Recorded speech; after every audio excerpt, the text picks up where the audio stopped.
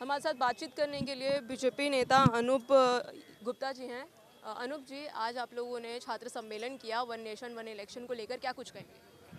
छात्र सम्मेलन नहीं है ये, क्लाइमेट पे चर्चा नाम से कुछ नौजवानों का एक ग्रुप है जो क्लाइमेट की सुरक्षा के लिए अपने द्वारा एक ग्रुप चलाता है। तो उसके द्वारा एक वन नेशन वन इलेक्शन के समर्थन में कैंपेन लिया गया था, उसी का यह आयोजन था। और निश्चित तौर पर अब मैं महसूस कर रहा हूं कि नौजवान भी ये विचार करने लगा है कि देश में बार बार होने वाले चुनावों पर जो अनाप शनाप खर्चा है उसको बचाना चाहिए, देश के संसाधनों को देश के हित में लगाना चाहिए।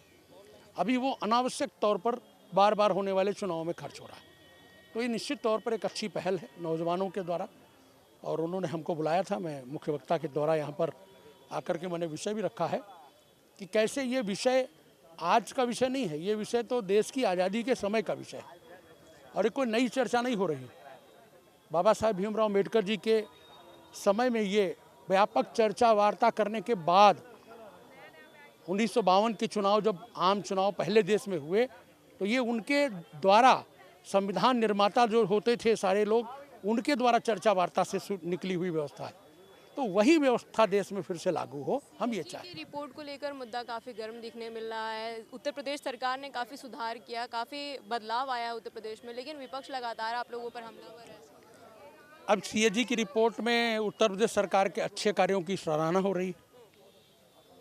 अब इसमें जब कोई मुद्दा नहीं मिल रहा है तो वो कोई ना कोई मुद्दा ढूंढेंगे ही। विपक्ष का काम है नकारात्मक कैंपेनिंग करना, नेगेटिव कैंपेनिंग करना उनका काम हो गया है। उनको देश में, राज्य में जो वास्तविक मुद्दे हैं उन मुद्दों की ओर उनका ध्यान जाना चाहिए। कहाँ कौन सी कमी हो रही है उसकी ओर सरकार का ध्यान आकृष्ट कराना चाहिए, ना कि किसी अच्छी बात के ऊपर गलत कमेंट करने का प्रयास करना चाहिए। एक आखिरी सवाल लूंगी। सपा प्रमुख अखिलेश यादव का एक बयान आया है उत्तर प्रदेश के मुख्यमंत्री को लेकर। उन्होंने घुसपैठिया शब्द का इस्तेमाल किया है और उन्होंने कहा है कि उत्तराखंड से उत्तर प्रदेश में घुस गए और फिर भाजपा में घुस गए। शायद अखिलेश यादव अपने को भारतवासी नहीं मानते होंगे। जो भारतवासी ही एक उत्तराखंड के रहने वाले व्यक्ति को भारतीय नहीं माना जाता क्या? क्या वो घुसपैठिया है? भारत की लोकतांत्रिक परंपरा पर अखिलेश जी को विश्वास है कि नहीं है? क्या बांग्लादेशी घुसपैठियों से उत्तराखंड से आने वाले लोगों की तुलना की जा सकती है?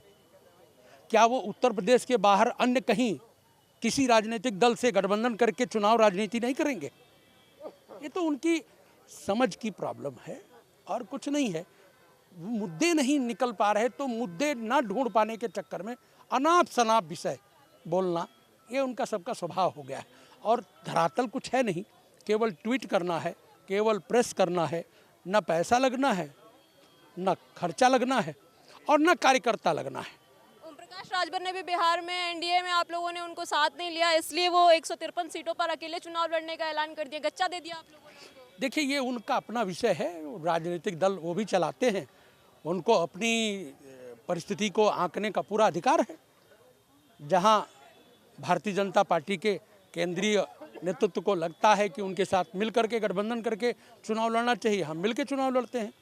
जहां नहीं लग रहा होगा वहां नहीं लिया होगा। ये केंद्र का विषय, ये राज्य का, हम लोगों का विषय नहीं। बहुत बहुत धन्यवाद आपका। तो आपने सुना, आप थे हमारे साथ एमएलसी अनूप गुप्ता, जिन्होंने तमाम मुद्दों पर खुलकर अपनी राय दी। वीडियो जर्नलिस्ट सुधीर बाथम के साथ में आकांक्षा सिंह, लखनऊ से, इंडिया 24/7 लाइव टीवी के लिए।